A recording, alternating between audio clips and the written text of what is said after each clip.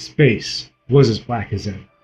The colony ship was supposed to have arrived at Teldor 927 2 months ago. Somewhere in the beginning there must have been some calculations that must have been off. They were nowhere near the system they should be arriving at. In fact, they were nowhere near any known system. The space travel was still sketchy at best, even though they had been at it for hundreds of years. The type of travel that was usually relied upon was gate travel. Unfortunately, you have to get to the destination before you can set up a gate. That was the whole purpose, the raison d'etre of colony ships. Once they got to the destination, they could set up a gate for people and eventually space-based gates for ships. This is why most worlds didn't have any interplanetary ships. Bale, I'm telling you, we've got to turn around, pleaded the second in command of the lead colony ship. We are nowhere near our assignment. The second in command of the ship was flustered, understandably so. This was a very bad thing. Not the first time in history, and most assuredly not the last, that a colony or any ship was lost to the void. None ever got contact back with Earth if they were lost. Her thick body was not used to work, and did not carry it well. She had been through a lot before she volunteered for this colony mission, but none of it prepared her for the tedium of just getting there. She was a woman of action, like so many others on the ship. "Sam," started the man in charge, Bale Gregory, "our original coordinates must have been flawed. You know we can't use that information to set a course home. Any new system must be calibrated from Earth so that the star points line up. Even if we did turn around, there is no guarantee we would make even a sole pass, let alone get anywhere near Earth. Our best bet is to continue along this course until we find a suitable system to call home." A suitable system in the middle of nowhere? You know the odds of hitting anything randomly in space. Bale was used to command, but not keeping up morale. By trade, he was a leader, and he had led many companies against uprisings on many worlds.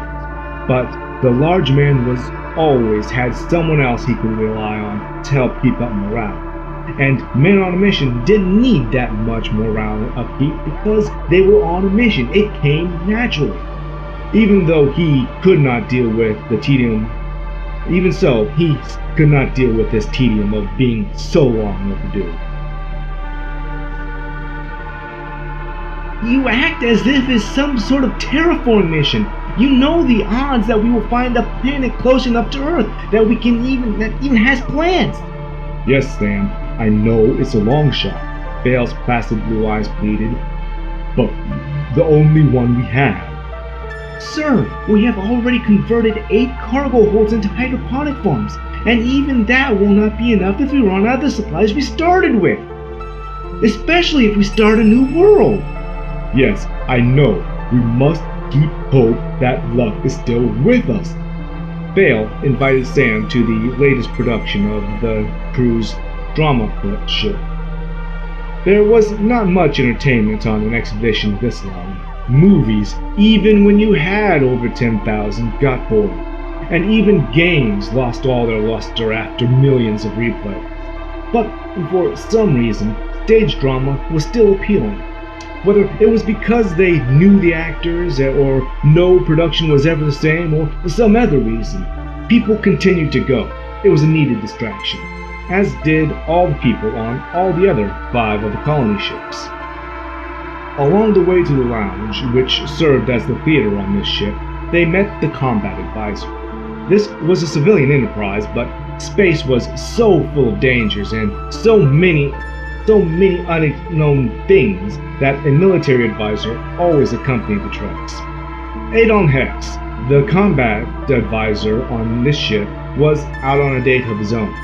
The head of security, Brea Noldus. It usually took 30 years, or about a generation or so, to re-establish a foray with Earth, so romance in this case was encouraged amongst the crew. This was a new This was usually against established means of the regular military, but they made do. And Adon was a wiry man, tall and thin. His frame did not say it, but he was very well the strongest person on the ship, at least for now. His mind was analytical as possible, to the point that he sized up even his potential dates for, well, let's just say anything that could be important for both battle and personal effects. His current date, a former Marine, was about the same, save her frame was tall but full. "Hey, Commander," he called as they entered the lounge. "Any news of our destination?"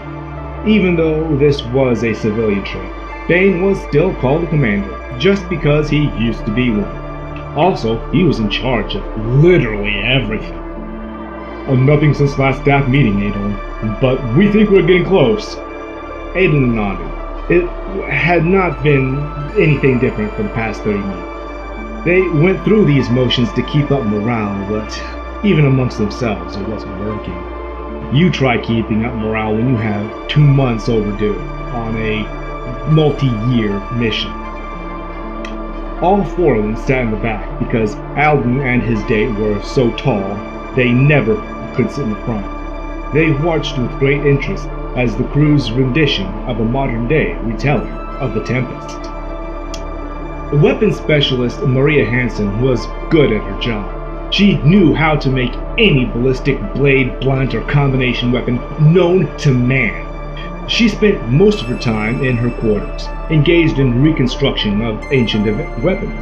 She knew if they did find a world, there was an 85% chance that it would already be inhabited by at least semi-sentients. This was one of the missions of the colonies, to contact new life and new civilizations. After all, that was the only way to meet new ones. Unfortunately, 99% of them were hostile at first. That was why she was here, to take out the hostility. The one problem she had was remembering to eat and take care of hygiene. Her hands spoke of dexterity. She had many cuts that had healed over time from all the missions she'd been on. She was not full in the bust, but the rest of her made up for it. Neither too fat nor too thin, she was well-rounded. If her strength matched the rest of her, she would be lethal. As it was, her physical prowess was just satisfactory. Her stomach finally moaned from exertion. As if on cue, her self-proclaimed personal aide walked into her door. She normally kept it locked, but he had long since spliced all her locks. Brian Mandroy was the electronics specialist. Neither of them were as promiscuous as the rest, and they were attracted to each other for more than that.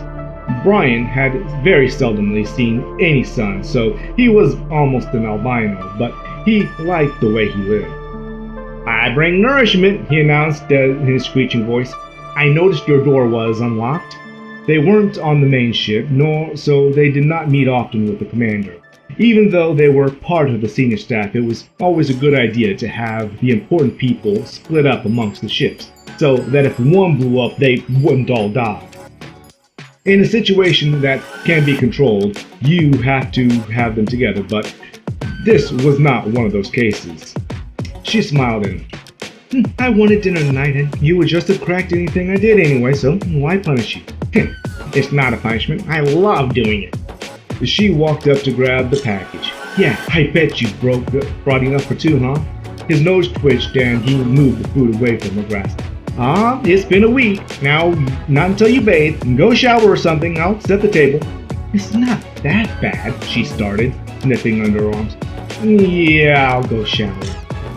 Brian chuckled to himself as he looked at the table. She was working on a Type 2 handheld plasma pistol. This was an ancient technology that humans found on one of the colony worlds, but had not quite mastered yet. We knew the concept, but the materials used could not be found by humans, so we had to improvise. She no doubt had taken it upon herself to work out the problems with these systems. He carefully moved it out of the way. She would literally kill him if he moved stuff, broke something. But she did have a folding table, and she would literally have killed him if he moved the stuff from her table. But she did have a nice small folding table for her for just this reason. He carefully moved what was actually supposed to be at a dining table and brought out the portable one. Neither of them had much romance in them, so he did not worry about a tablecloth or candles or any of the other nonsense. They weren't allowed there anyway. Instead, he grabbed a pair of plastic plates and set up utensils that they were always used. He smelled them, and yes, they had been cleaned recently, and set the table. The galley knew of the fact that he took care of Maria, and so every 2 days they had a double meal waiting, 6 sharp. All he had to do was pick it up and set it up. On yet another ship, the medical ship, Dr. Elizabeth Morton was still treating sick, even though her shift had ended more than an hour ago. Something else always popped up. Some had caught something from the food they brought, they were stable, some had wounds from mock battles and real-life fights, and a doctor could handle them. Any old doctor could handle them, but she was there, so why not take care of them? Some of the women had already gotten pregnant and were being monitored. That was normal given the circumstances, but then there was the whole thing about the schedule check. Doctor, one of her assistants tapped her shoulder. If you don't leave now, you will have to start the next shift. We can handle it. It's not like as soon as you leave, we'll get into a battle. She brushed her golden hair out of her eye. Christy, you're right, but there's still so much stuff to do. The assistant grimaced. This is a hospital. There's always something more to do. We can handle it. It is, after all, my shift. Elizabeth was not a full human. Her eyes were purple, a sign of Puric DNA. They were always warriors. However, they always had an innate sense of medicine, though not always the technology associated with it. After all, they were a good 1,000 years behind humans, technologically. Her perfect purple eyes had a look of admiration. As shift doctor, Christy started again, I order you to stand down. Elizabeth had to grimace at that. Ever since Bale gave you that authority, you haven't let me rest. Actually, I have made you rest, the assistant replied as she pushed the boss out the door. There you are, darling. I was just about to fetch you. Come on, the last voice of her husband. There you are, darling. I was just about to fetch you, came the voice of her husband. Stand, she replied, turning into his hug. Their professions were similar, and in fact, he was a botanist, a xenobotanist actually. He studied the plants and animals on countless worlds. Now it was his turn to catalog his own species. Sometimes he also played the role of veterinarian, but seeing as how there weren't too many pets right now, he did not do that very often. As soon as he was done with the embrace, they turned and headed towards their quarters. Like the rest of the crew, they had to get their food from the galley, but that didn't mean some of the people couldn't cook their own food. They simply picked up the raw materials and spices and returned to their quarters. Usually only those that were going out with someone did this though. Their long legs carried them quickly into their chosen direction. They were similar in height, temperament, form, and intelligence. In their case, opposites did not attract. The physical similarities stopped with her female form. He didn't have breasts, his perfectly trimmed beard, and the fact that his hair was brown rather than golden blonde. Their eyes were also different. His were green, cat eyes. His mother was a felon. They returned to their quarters, ate a cold meal, leftover pizza, and then retired to bed.